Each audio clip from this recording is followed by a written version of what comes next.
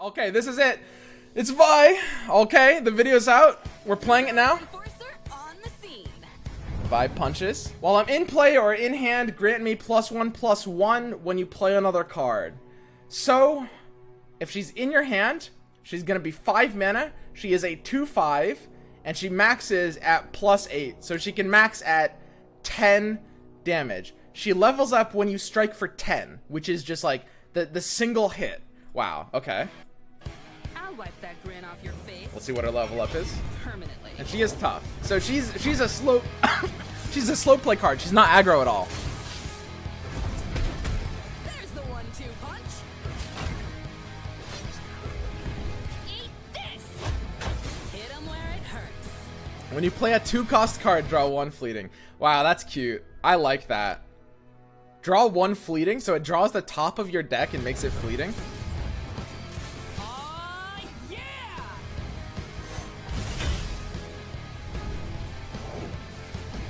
Wow. Oh, I like that concept. I really like that card, man. Headquarters sent a gift.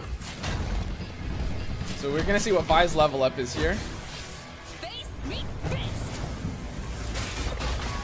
Coming to save the day. Or wreck it. Strike a unit while attacking, deal 5 to the nexus. So she's sort of like Swain, where she's kind of like a slow play card whose level up condition is burn. Okay, interesting. Card for card, right? When I'm in play or in hand, grant me +1/+1. So she's a 5/2/5. She seems a little slow, and striking for 10 or more is really hard. She wants you to basically just vomit out a hand, which the investigators can help with. She's a 5/2/5 challenger, just like without effect, without level up. Evaluate a 5/2/5 challenger tough. That is really slow. That is really slow. That might not necessarily get that far. And I'm not sure if PNZ has too much support for that. We'll have to see. And of course, when she levels up, she goes to total of 10. So there's gonna be, she's kind of like a combo piece. You're gonna need to play a lot of cards to like try to level her up. Using her without her level up is probably not gonna be worth it. Vault Breaker. Give an ally 2 attack this round, create a fleeting Vault Breaker in hand. We saw this in the thing. So basically, it gives you the ability to do a 3-mana 2/0, and you can like chain it out. So the biggest benefit of this is probably that you can discard it later. Actually, a lot of people, the first impulse is like you can play this like 3 times in the late game. I think that's a little too slow. You're not really like, that can be a function of this card, but in reality, you really just want to play it once and discard it. It could be pretty good with Heimerdinger because, of course, you get a lot of the elusives. The thing about Heimerdinger, though, is you usually don't want attack points with Heimerdinger often, and you often don't have, like, you don't have a lack of cards in your hand. You always have a lot of cards that you can play. I'm not sure if Heimerdinger would want to run this. It seems a little iffy. I don't have huge expectations for this, but the best thing about this card is you can discard the fleeting card after you use it. That's the best thing about that card. Cloud Drinker, yeah, it has a really funny combo with Cloud Drinker. If you have 3 Cloud Drinkers, do they stack and you can just infinitely play this? And then there's Gotcha. When drawn costs 2 less this round, ooh, and that will make it cost 2, which will make it synergize with the other card we saw. Cost 2 less this round, and on top of that, it deals 3 damage to a unit. So it's either 2 mana deal 3 or 4 mana deal 3 for when you're playing it later. It's kind of like a high roll card, sort of. You can't really plan around this card. It's just like you top deck it and it's powerful, or you don't top deck it and it's a little weak.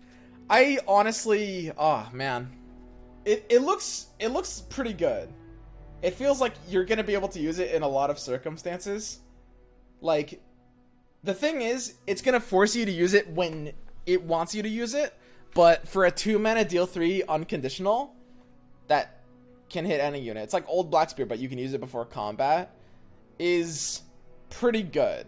But it's gonna be a little high rolly. I'm a little like, man, I don't know if I like the idea of this card. I think it's gonna create a lot of like frustrating situations because it's kind of only good when you top deck it. It's like, who knows? It's very interesting. I think it's very new, and of course the 2 mana cost synergizes with the other card as well. So let's look at like the kind of like new Investigator crew. When I'm summoned, all players draw 1. So this is every mill player's wet dream. I will point out Maokai decks are already in PNZ. That is already a thing. So using this in Maokai decks is probably pretty good. And it has a stat line that is just generally runnable. This is like a 2/3/2 stat line with a bonus. What that means is when you use it, like, you know, when your Maokai's flipped and they have 4 cards left in the deck, you can basically accelerate their lose condition by playing Veteran Investigator. And the fact that this card exists means you can double up on it as well. Teemo support? Yeah, Teemo support as well. I really like this card. I love the fact that this card exists. Like, this is one of my favorite cards in the entire game. And it's so simple.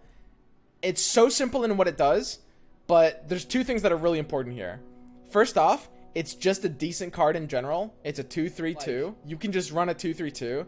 It has a symmetrical ability, which only sometimes is going to be a downside. And most importantly, it hits both Teemo and Maokai. Maokai decks are already running PNZ. That's another really important thing. They couldn't go out of their way to run this card, I don't think. But the fact that they're already running it is big. And Maokai decks could clone this card as well. You have Shadow Isles, which has the best cloning package. I love this card. I love what this card does to the meta. It's so simple, but it makes Teemo and Maokai like potentially actual decks.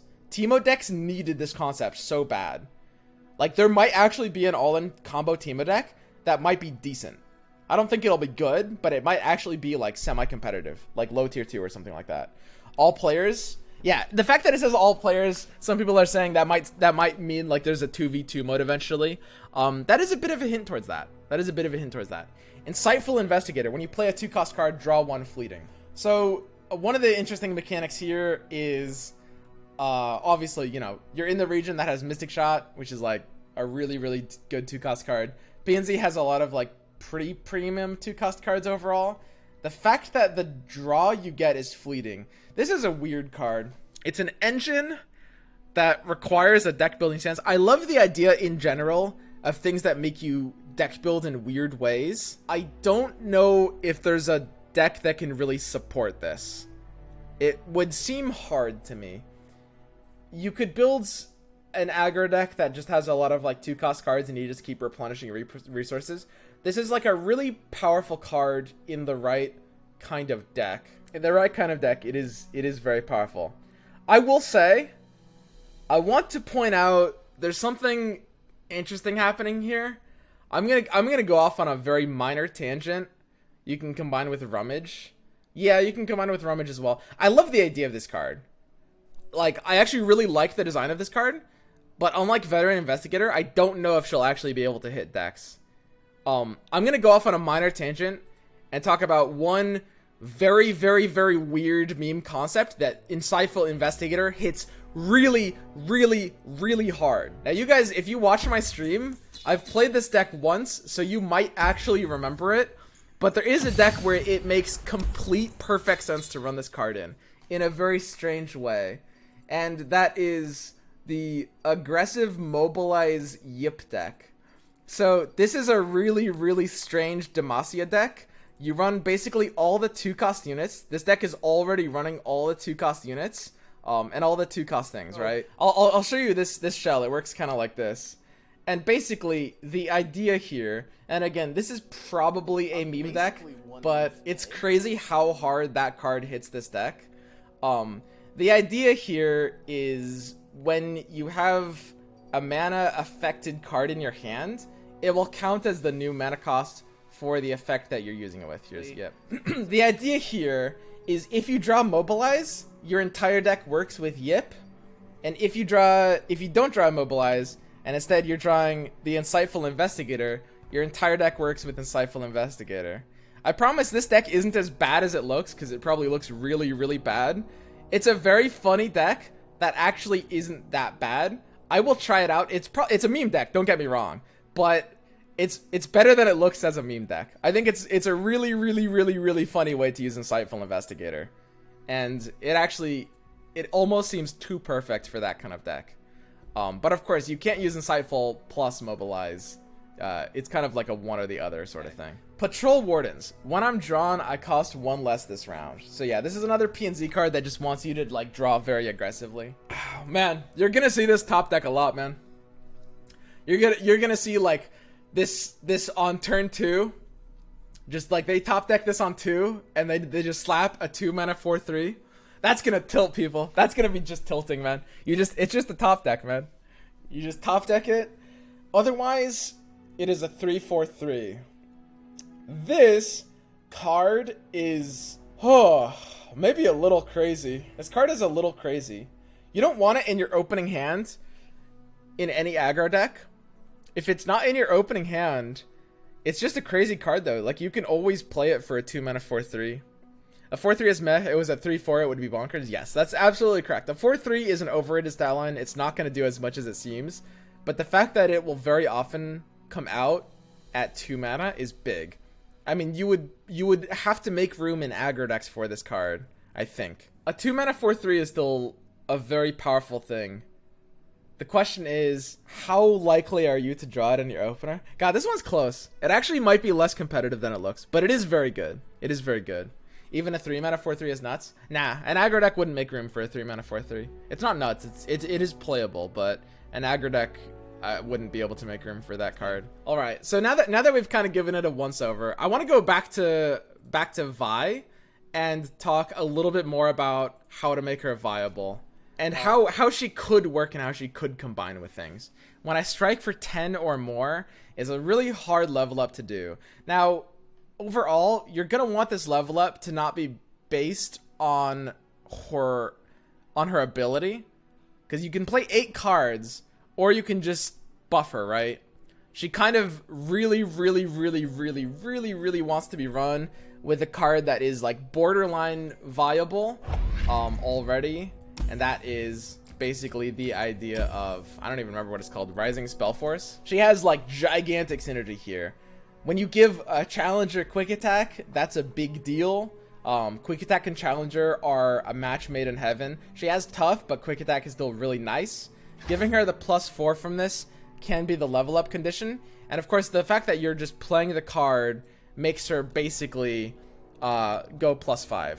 So the idea is you play Vi, you have already played a few cards already, because all she needs to be is in your hand. All you need to do is have played 3 cards, so she's a 5/5, and then you play Rising Spellforce and she levels up just off of that. And you can even do that on turn 5, because you can bank Rising Spellforce mana. Whirling Death? No, the strike isn't total 10 damage. It's in 1 hit, I'm pretty sure, is how it's phrased. It's not total damage. It's just like, she has to strike for 10 in 1 hit. I'm pretty sure. Otherwise, that would be really weird. So playing her, I mean, she can level quickly. The question is, how big is her level up condition? Because she's a little torn between things, right? Like, she's gonna be burning down the Nexus pretty fast. At the same time, her ton attack is not very useful if you're just hitting a unit without quick attack. It's gonna be a little hard to give her permanent quick attack without a Trifarian Drummer. I think Trifarian Drummer is a big power card for Vi. She really wants quick attack and sustained like permanent quick attack, and that's the best way to do it. Playing her with Kato maybe. Yeah, Kato is good too with Might, and I think that's kind of how you have to run Vi. It has to be with a different style of P&Z Noxus. So P&Z Noxus is something that you would see normal aggro decks run, but it would be built very differently. It would be using like almost none of the same cards. So yeah, something like Kato is going to be very good. Something like Trifarian Drummer is going to be very good. You will have kind of like a bit of like quick attack challenger synergy. You can use Rising Spell Force with some of like the Nox challengers. That's not bad. When you have like Kato combined with her, that'll be pretty powerful. She does have 5 attack, so you could think about going into like a 5+ attack thing like Trifarian. Whirling Death, yeah, Whirling Death would probably be good here, I think. Spinning Axes. I think Draven is probably the most powerful like second champ here, especially it works with like the Rummage synergy. So you would want to be in Draven, I think, for sure. For sure, you have to be in Draven. It's like you play more cards to help your Vi. So here's the question. How often will you flip the Vi before the attack? And the answer is like, not even that uncommonly. You have to play 8 total cards, right? Does she, well, it says another card, so she doesn't get a trigger off of herself. You just have to play 8 non-Vi cards to play her on 5. So you've got like 1 per turn. That's 4 plus like 2 or 3 additional. She'll be leveled pretty fast in that deck. She will be leveled pretty fast. It's actually crazy. She'll usually level on like turn 6 or something like that. But sometimes she'll even come out on turn 5 leveled. Well, not leveled, but sorry. I don't mean to say leveled. I mean at her full attack power, and then she'll level on the attack. Is what I mean to say, right? Especially with Draven. So Vi fits into this very well. Draven fits into this very well. You'd have like the Nox support. And I think like this seems to me to be just by far the best way to use Vi. I think it's really, really hard to run Vi outside of Noxus. I think you really want to be in probably some amount of might too. It feels like she does wants to be like kind of a combo finisher. You'd run some of the new cards. You would be a bit of like a vomit deck. I will point out Legion Drummer as well as Trifarian Glory Seeker both exist at 2 mana, which you could definitely tie them to Insightful Investigator. Although to be honest, I don't know if I like Insightful Investigator enough to run it. It definitely could be okay. And Veteran Investigator isn't really for this kind of deck, I think. I don't think you could really do that. Vault Breaker, you could run. It's a bit helpful with Draven, but Draven doesn't really need it, so I don't think you'd want to be in Vault Breaker either. But you'd be in like a committal Rummage combo. You would look for, you know, the over-the-top kill, and you'd have some like aggressive discards in this style of deck. You'd probably be running Patrol Wardens, I think. I think that card, and potentially with Gotcha too, those cards might end up being just a little too good to not run, and I think that's fine. So like 3 Draven, 3 Vi probably. Now Vi's spell, again, it's another situation where do we not know what the spell is? I think, do we have confirmation that her spell is Vault Breaker? There is the other spell in hand when it's played. It pretty much has to be Vault Breaker, which I think is not bad.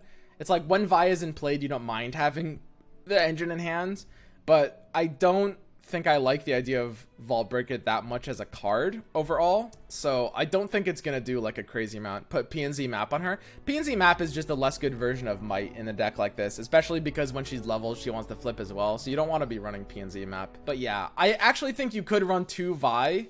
The question is there another champion that's kind of worth cutting a slot out? And I don't think there's really another champion you would want to run here. It could be one Katarina, actually. Katarina Blade's Edge also kind of synergizes with the Vi game plan, and you can maybe close games out as top end. I like the idea of 3 Draven, 1 Katarina, and 2 Vi. Double drawing Vi doesn't feel good as a late game drop with a fairly awkward champ spell. So 3 Draven, 1 Katarina, 2 Vi feels very good. I don't want to run like Darius or anything weird. And that, yeah, you just want to run a lot of just like the kind of like early value tools. Katarina plays 2 cards, which synergizes with Vi somewhat. And then you'd run just like the general package tools. You're pretty aggro, so I mean, I think running Rearguard is all right. I think I'd really like to be in Thermo Beam. I don't think I like the idea of a true aggro deck. It's more like mid-range combo, so you're not gonna blast like super aggressively, but you will be using like Mystic Shots. And get excited, I think you have to have like the discard synergy. You're gonna be running Rummage in a deck like this. And it might be hard to escape from Chump Lump as well. I mean, it helps the Vi level a bit. That's not really why I like it. It's more so to just keep Rummage good. I think that's going to be a more important thing overall. Just make sure your Rummage is always hitting good value. And then there's, you know, stuff like Used Cast Salesman. You know, all the typical cards you might see here. The question is, do we actually want to run Rising Spellforce? And the more I think about it, the more Rising Spellforce is just a meme here. Might is just better for how this deck wants to play. So yeah, we certainly wouldn't need Rising Spellforce. I don't know if I'd want 3 Might either. I think that might be overkill. So I might be happy with 2 Might. Now the one thing is, you can certainly imagine a kind of deck that is running enough spells to run Bot here, but I think that would just make the deck weaker. It would be something pretty close to this. Now, you have a lot of optional flexins. I'm not going to build the entire deck here. I'm just going to show you the kind of deck this is. Optional flexins are going to be like House Spider, Grenadier, maybe the Transfusion Disciple package is looking pretty good. I wouldn't run Clump of Lumps. Chempunk Pickpocket is pretty solid. There's nothing wrong with this card. It's not even unimaginable to see some might synergy there. Of course, you'd want Boom Crew. The card's just kind of like too good to not run. I wouldn't go heavy on 1-drops. In fact, I might actually cut 1-drops. I don't like the idea of a heavy committed aggro in Runeterra. The more I like play around with it, I think this deck wants to be more like a combo kill deck than an aggro deck per se. I don't think you need to be playing every unit on curve, especially if you're like banking mana for stuff like Thermo and Rummage. So, I mean, I can keep Rearguard or I can get it out. It's definitely a flex slot. Blade's Edge is okay, but I don't think you'd actually find room for that here. But it would be pretty much this, right? I don't think there's anything crazy to add to this. You don't want to hard commit to the Vi game plan, trust me. You don't want to be running stuff like Cask Salesman. Yeah, Glory Seeker's okay. I think it's pretty solid in general here. And out of the new cards, you might want to run the 2 that have the when I'm drawn this turn effect, which are Gotcha, as well as maybe Patrol Wardens.